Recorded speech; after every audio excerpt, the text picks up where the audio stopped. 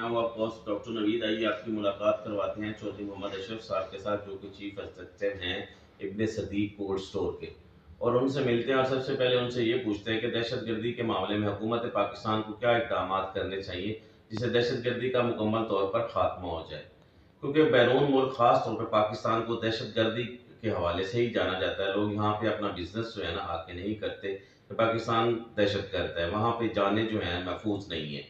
और दूसरा ये कोल्ड स्टोर चला रहे हैं, उस हवाले से इनके कोई मसाइल हैं, जिम्मेदार के कोई मसाइल हैं, इन हवाले से जो है ना इनसे बात करते हैं। आइए आपकी मुलाकात करवाते हैं चौधरी मोहम्मद अशरफ साहब के साथ। अस्सलाम वालेकुम जी, कैसे हैं आप? ठीक है।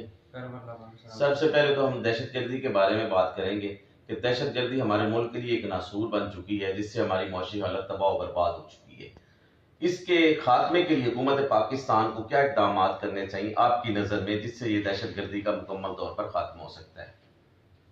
मेरे मुताबिक तो जो भी है ये इसकी जो भी देखभाल है वो हमारी आर्मी को करनी चाहिए, क्योंकि आर्मी की वजह से आप देख सकते हैं कि कितना अमन आ गया है जो पहले नहीं था। जो पहले मेरे 70 to 80% जी, लास्ट टाइम 70% रिपोर्ट थी हुकूमत पाकिस्तान मैं भी जब बाहर था सऊदी में रहा हूँ, तो वहाँ पे जब भी हम जियो कोई भी न्यूज चैनल देखते थे, ये बस ये ब्लास्ट वगैरह ये वो सब नजर आता था। लेकिन जब इधर आए हैं, इधर आकर जरा हालात कुछ डिफरेंट नजर आए हैं। यहाँ पे हमने अपना सेटअप भी किया, सब कुछ कर लिया, हम तो बड़े अभी सुकून में हैं। तो हमें वो चीज़ें नहीं नजर आती जो बाहर बैठ के हमें खबरों में नजर आ रही होती हैं। जो ये ब्लास्ट वगैरह हमें तो यहाँ पे कभी महसूस नहीं होगा। नहीं, वो जब आप चैनल देखते थे उस वक्त दहशतगर्दी बहुत ज्यादा थी, अब कमी हो गई है, क्योंकि चैनल वाले ऐसे तो नहीं आपको दिखा रहे होते हैं, अगर उस हो रही होती है तो वो दिखाते हैं ना। लेकिन अल्हम्दुलिल्लाह सुन्ना अल्हम्दुलिल्लाह इस वक्त बहुत सारी कमी आ गई। बिल्कुल, अब कोई हफ्ते बाद महीने बाद हो जाता है कोई ना कोई। पिछले दिन आपने देखा राइवेंट बम धमाका होगा, लेकिन है कि वो कोई महीने बाद, उससे पहले सब्जी मंडी में हुआ था, वो भी आपको लाहौर में याद होगा। यानी कि पूरे पाकिस्तान में ये है कि कोई 15 दिन बाद 10 दिन आगे तो आए दिन जो है ना बम धमाके होते थे, खुदकश हमले होते थे। वो हुकूमत ने काफी हद तक जो है ना काबू पा लिया इस पे, हमारी आर्मी का इसमें बड़ा अच्छा रोल है।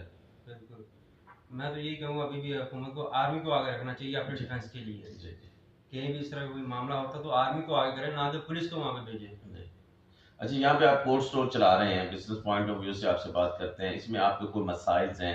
सबसे पहले तो मेन इशू था हमारा बिजली का, कोल्ड स्टोर के हवाले से।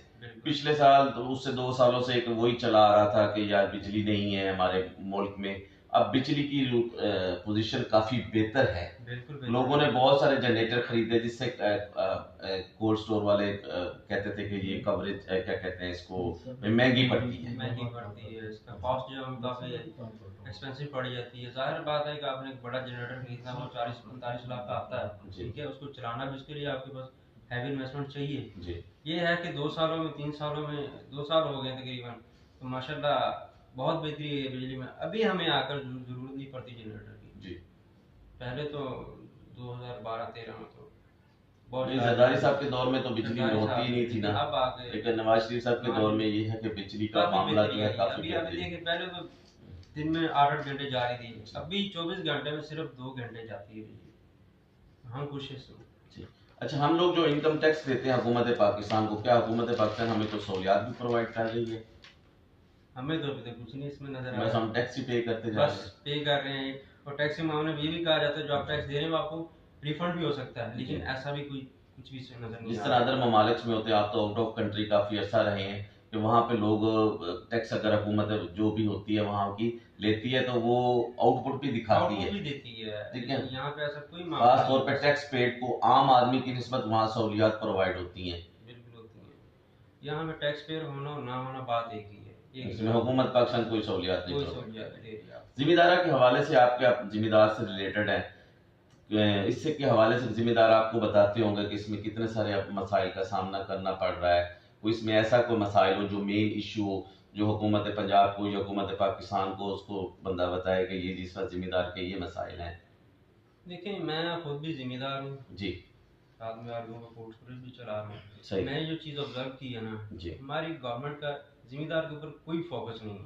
सही, ठीक है, उनका जब दिल करता चीनी महंगी कर लेते हैं, जब दिल करता गन्ने वालों को काश्तकारों को खुआर कर देते हैं। सही, ठीक है। कोई फसल आती है, किसी का कोई एक स्टेबल रेट नहीं है, एक मेंटेन रेट नहीं है। जिसपे जिम्मेदार कह सके हाँ भाई मुझे रोजी मिल रही है। जी ठीक है, जब जिम्मेदार की फसल का टाइम आता है, उसकी कटाई का टाइम आता है, तब रेट नीचे बैठ जाते हैं जी। वहां पे जिम्मेदार क्या करे, रोएगा नहीं तो क्या करेगा। सही। देखा जाए तो हमारी जिम्मेदार के पाकिस्तान की जो बेस है ना जी, वो जिम्मेदार के सर पे है। बिल्कुल इसी तरह। अगर वो स्ट्रॉन्ग है, उसके पास है पैसा, तो आपका हर काम चल सकता है, हर सही। कारोबार चल सकता है। सही। अगर वो नहीं है, उसके पास कुछ नहीं है, आप खुद देख सकते हैं, कोई काम भी, दुकानदार भी सब फारिग बैठे हैं। उनके पास कुछ होगा तो वो जाएंगे बाजारों की तरफ, बिल्कुल। लेने जाएंगे। आप बाजार में जाकर देख लें, सब आराम से बैठे हैं खाली, कोई लेने वाला नहीं है, कोई खरीदार नहीं उनको नजर आता। पिछले दिनों हुकूमत ने एक लोन की सहूलत दी थी जिम्मेदार को भी, 2 लाख रुपए तक आप बगैर इंटरेस्ट के ले सकते हैं, लोन वगैरह की सहूलियत।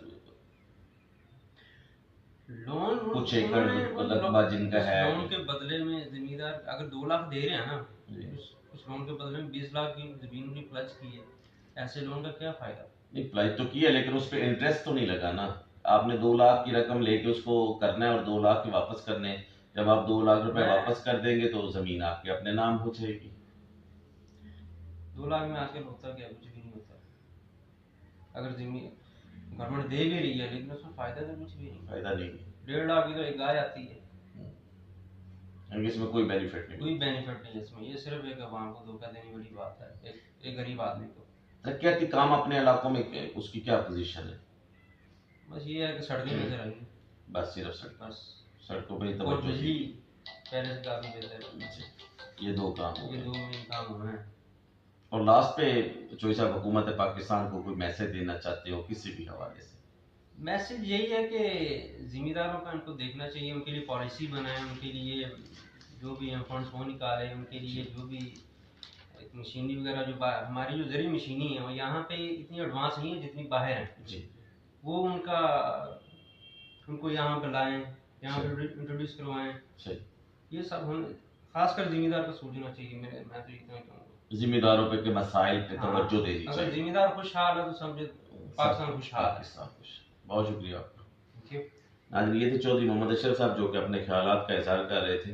बड़ी अच्छी अच्छी बातें की, खासतौर पे ये सऊदी अरब में भी काफ़ी अच्छा रहा है वहाँ पे, और यहाँ पाकिस्तान का कंपेयर करते हैं तो दहशतगर्दी के हवाले से इस वक्त जो पोजीशन है, वो कहते थे कि वहाँ जब पे था तो टीवी पे देखते थे हम लोग कि आज इधर हो गया, आज इधर गले। अल्हम्दुलिल्लाह जब से पाकिस्तान आए हैं तो काफ़ी बेहतरी आई है दहशतगर्दी के मामले में। दूसरा ये है कि इनका जिम्मेदारा भी साथ करते हैं, कोल्ड स्टोर भी इनका चल रहा है, जिम्मेदारा भी करते हैं। जिम्मेदारे पे हुकूमत पंजाब, हुकूमत पाकिस्तान कोई तवज्जो नहीं दे रही, जिसकी तवज्जो की ज़रूरत है वहाँ पे तवज्जो देनी चाहिए, ताकि अगर ज़िम्मेदार खुशहाल होंगे तो पाकिस्तान भी खुशहाल होगा। कैमरामैन अली हाशमी के साथ डॉक्टर नवीद, BBC उर्दू।